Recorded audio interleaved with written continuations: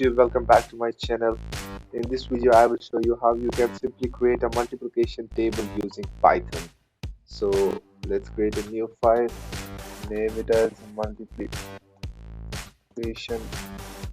table.py, and as you can see we have created the file. So let's simply create a variable first and type int input,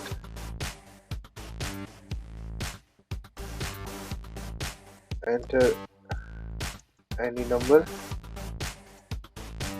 So this will be the number of which we will be generating the multiplication table. So let's run the for loop for I in range. The range will be from 1 to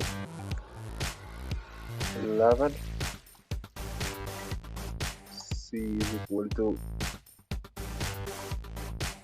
A multiplied by I, and now print C. So save the file, open up the terminal and simply type Python space multiplication table.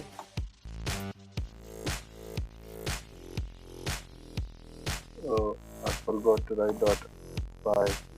Enter any number, let it be 2. So as you can see, we have generated the multiplication of 2 from 1 to 10.